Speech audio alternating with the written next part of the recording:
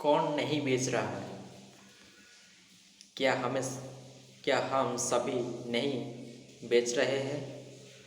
एक उम्मीदवार नौकरी के लिए इंटरव्यू दे रहा है। उम्मीदवार अपनी उम्मीदवारी बेच रहा है और इंटरव्यू लेने वाला अपनी कंपनी को बेच रहा है। एक लड़का और लड़की शादी के लिए एक दूसरे के सामने प्रस्ताव रख रहे हैं। एक नेता वोट मांगने के लिए भाषण दे रहा है। एक वकील अपने मुवक्किल के लिए जज के सामने बहस कर रहा है। क्या वो सभी नहीं बेच रहे हैं? बेचने की हमारी योग्यता किसी लेन देन की सफलता या असफलता के तय करती है। सेमिनार में मैं अपने श्रोताओं से पूछता हूँ, आप लोगों में से कितने लोग ऐसे हैं जो डायरेक्ट सेलिंग में है? बहुत कम हाथ उठते हैं। जो लोग हाथ नहीं उठाते, जब मैं उनसे पूछता हूँ कि आप कौन से प्रोफेशन से जुड़े हुए, तो जवाब में वो कहते हैं, मैं एक डॉक्टर, एक कंप्यूटर इंजीनियर, एक अकाउंटेंट हूँ, आदि आदि। तब मैं उन्हें रॉबर्ट स्टीफंसन द्वारा बेचने वाले व्यक्ति को दी गई परिभाषा बताता हूँ। जो कोई भी किसी उत्पाद और चीज़, सेवा और विचारों को बेचता है, उसे सेल्समैन कहते हैं। इसी परिभाषा के आधार पर कौन नहीं बेच रहा है? एक माँ अपने विचारों के अपने बच्चे को बेचती है।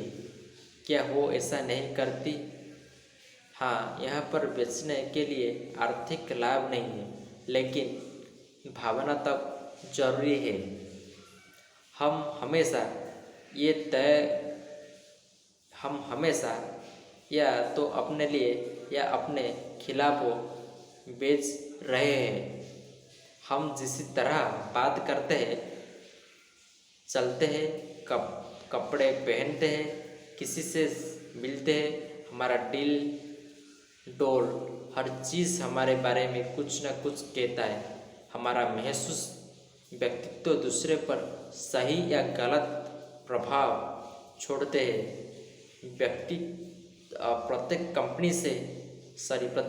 प्रत्येक कंपनी में हर इंसान कंपनी के लिए या कंपनी के खिलाफ बेच रहा होता है। उदाहरण के लिए, जब आपको ऑफिस में फ़ोन बजता है,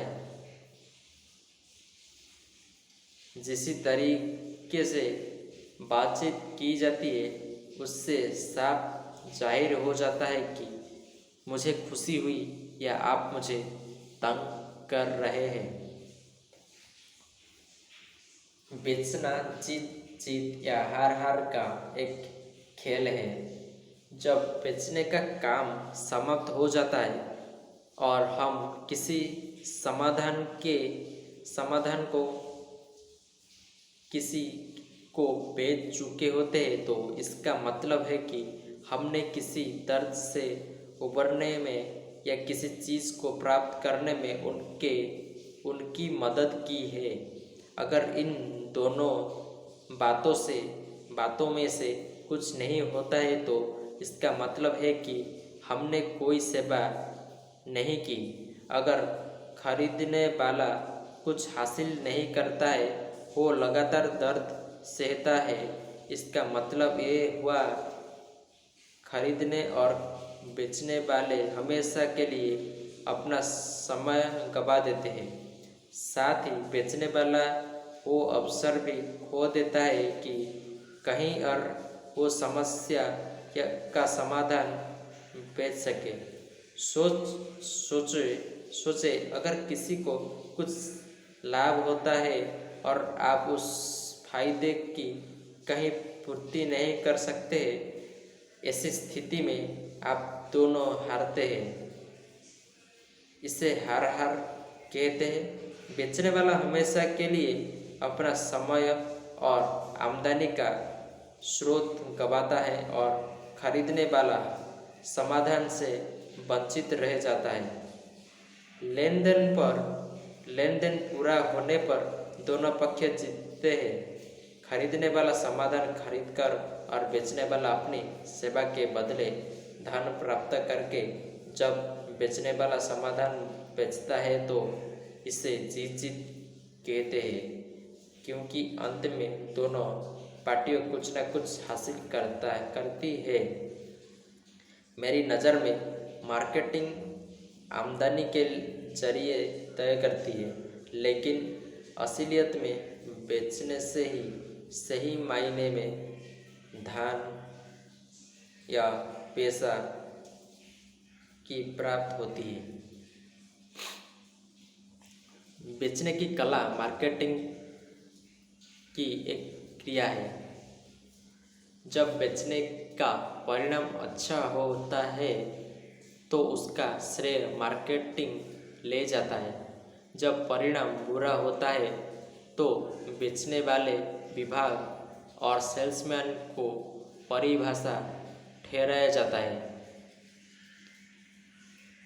पहले की अपेक्षा आज किसी चीज़ को बेचना बड़ी चुनौती के रूप में क्यों है?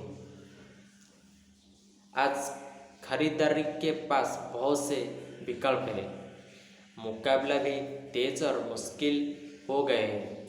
मीडिया ने लोगों को जानकारियाँ देकर जागरूक बना दिया है। एक शब्द है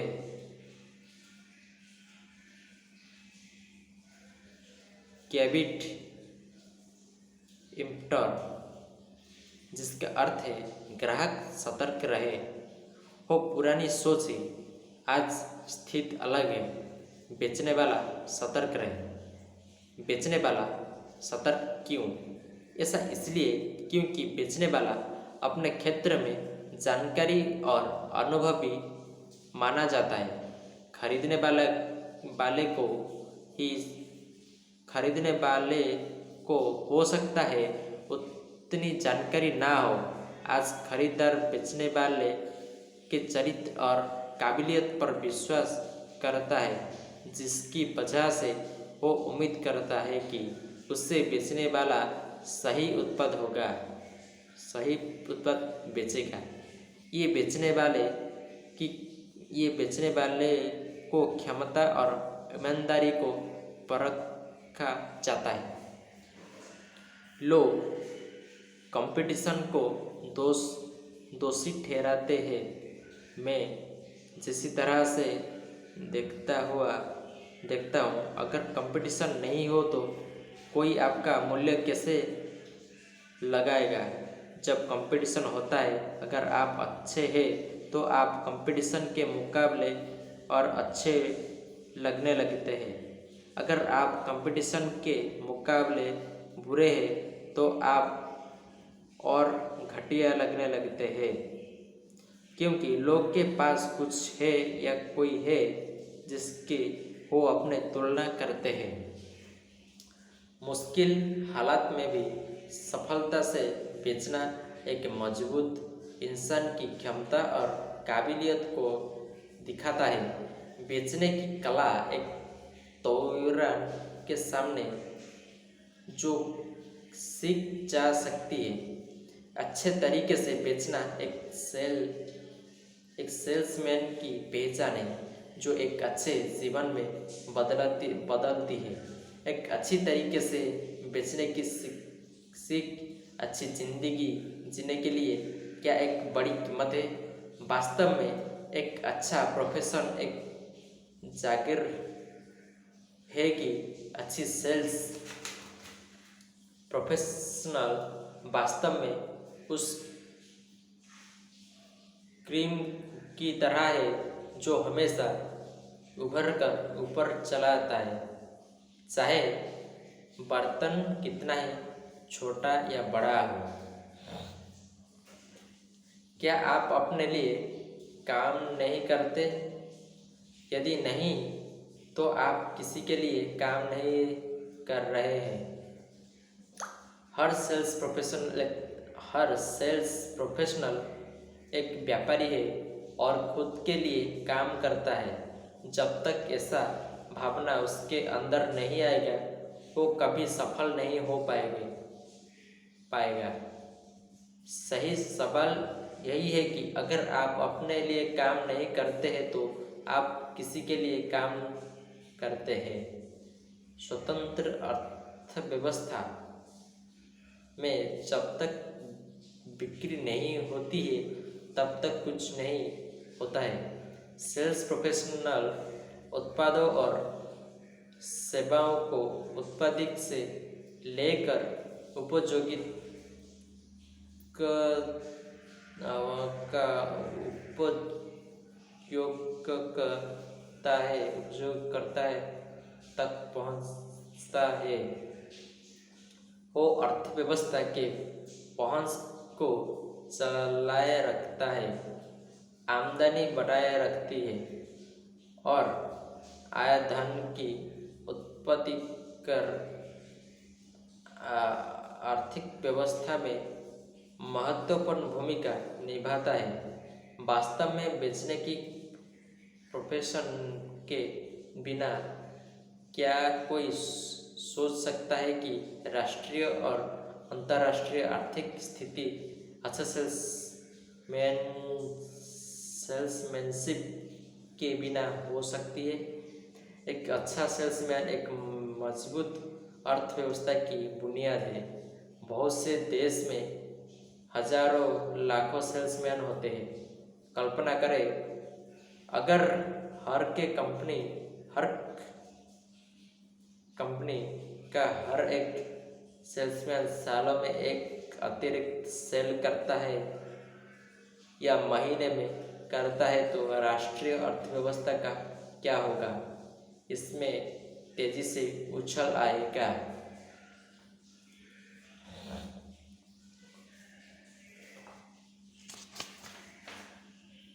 ये एक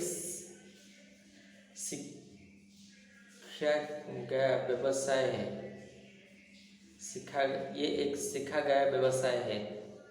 हर एक व्यवसाय को विशेषज्ञता की आवश्यकता होती है। एक आर्किटेक्ट दिमाग की सर्जरी नहीं कर सकता है। एक डॉक्टर आपको कानून के बारे में नहीं बता सकता है। एक विकल्प एक मकान नहीं बना सकता है। आज ज़्यादा से ज़्यादा कॉलेज की छात्र बेचने की प्रोफेशन को पहले की अपेक्षा अधिक अपना रहा है। मैंने एक प्रोफेसर को कहता हुआ सुना है कि सामान्य शिक्षा पूरी करने के बाद आज तकरीबन 50% ग्रेजुएट बेचने से जुड़े हैं। अच्छे सेल्स प्रोफेशनल की मांग बहुत ज़्यादा है, लेकिन सप्लाई बहुत कम है, जिसका परिणाम है कि मांग और सप्लाई के बीच बहुत बड़ा फर्क है। डॉक्टर को मेडिकल कॉलेज और इंजीनियर को इंजीनियरिंग कॉलेज जाना पड़ता है, लेकिन क्या कभी आपने देखा है कि कोई व्यापारी को शिक्षा को कार्यक्रम सेल्स के लोगों के लिए आयोजित किया गया है? एक अच्छी जरूरी सेल्स क्यूरिकुलम शिक्षा कहीं नहीं है। इसलिए एक अच्छी और प्रभाव सेल्समैन को खोजना और मिलना बहुत मुश्किल है। कोई भी बेचने की कला सीख सकता है और इसी प्रोफेशन में ऊंचाई प्राप्त कर सकता है। समस्या यही नहीं है कि लोग बेचने की कला सीख नहीं सकते। समस्या है कि उनमें सीखने की चाहत की कमी है। ज़्यादातर लोग जीवन में असफल होते हैं इसलिए नहीं कि उनमें काबिलियत की कमी है, बल्कि इसलिए असफल होते हैं क्योंकि उनमें सीखने की तेज इच्छा नहीं होते।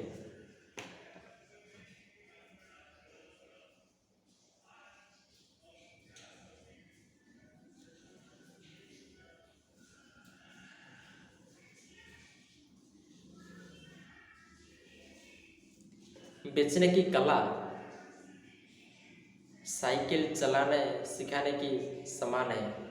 याद करें जब हम पहले बार साइकिल चलाना सीखने के लिए अवसर चढ़े थे, दोनों तरफ जुड़े हुए चक्कों के साथ हम शुरू करते थे। पहला तजुर्बा अगर हम याद करें तो वो सहमा देता है। हमें गिरने और चोट खाने का डर होता है और हमारा लक्ष्य होता है कि हम बिना किसी ट्रेनिंग व्हील की साइकिल चलाना सीख लें। जब हम लड़खड़ाते हैं और कुछ गलत होता है तो ट्रेनिंग व्हील हमें तब तक सुरक्षा देती है जब तक हम दो चौके पर उसे अपनी योग्यता से चलाना ना सीख लें। इसे सीखने की क्रिया पर विचार करें। ये एक प्रक्रिया है जो निरंतर अभ्यास से आपके अंदर सामर्थ्य पैदा करती है। एकदम ऐसा ही है ऐसा ही है सही होता है। बेचने की कला सीखने के लिए जैसे कि आप किताब पढ़कर तैरना नहीं सीख सकते, ठीक इसी तरह जब तक आप मार्केट में जाकर अभ्यास नहीं करते आप बेचने की कला नहीं सीख सकते। एकदम ऐसा ही होता है। बेचने की कला सीखने के लिए जैसे कि आप किताब पढ़कर तैरना नहीं सीख सकते, ठीक उसी तरह जब तक आप मार्केट में जाकर अभ्यास नहीं करते आप बेचने की कला नहीं सीख सकते। एक किताब आपको सिर्फ ये नहीं बताती है कि आपको क्या करना है, बल्कि ये भी बताता है कि कैसे करना है। इस किताब में केवल सिद्धांत की बात नहीं है, इससे व्यवहारिक विचार भी है, जैसे कि सकारात्मक परिणाम पाए जा सकती है। इस किताब में समय के साथ साबित किए गए सबूतों सिद्धांतों की चर्चा हम करेंगे, जिसमें एक अच्छा प्रोफेशनल सेल्समैन बनाया जा सके। मैं जो शब्द इस्तेमाल कर रहा हूँ वो है सिद्धांत, ना कि जुक्ति दाव पेच। ऐसा इसलिए क्योंकि दाव पेच को अपने अनुसार इधर उधर किया जा सकता है, लेकिन सिद्धांतों की नियम नीचे लिखे हुए 3 मूल्य पर टिकी होती है: ईमानदारी, आदर, जिम्मेदारी। इस किताब से फायदा उठाने या अच्छी परिणाम हासिल करने के लिए इसको ध्यान से पूरा पढ़ना जरूरी है। सिर्फ पढ़ने से ही मदद नहीं मिलेगा जब तक हम इन उसूलों को अपने जीवन में नहीं उतारेंगे। जिस तरह एक अच्छा खिलाड़ी निरंतर अभ्यास से अपने अंदर ताकत पैदा करता है, वैसे ही निरंतर अभ्यास के द्वारा ही एक सेल्स प्रोफेशनल अपने आप को सेल्फ के योग्य बना सकता है। मेरी सलाह है कि आप किताब को बस यही ही ना पढ़ें बल्कि व्यवहारिक विचार को रेखांकित करें और अपने अंदर उसे उतारें। ये उपयोग के लिए तैयार है और ये अविश्वास ही आपके सफलता की ओर ले जाएगी। आप बेचने के क्षेत्र में नए हैं या माहिर हैं, तब भी ये नए विचार आपको नए अनुभव देगी। सफलता का मूल्य भाग यही है कि इसका शुरुआत आपके साथ इसी समय और यही से होता है। Thank you to all.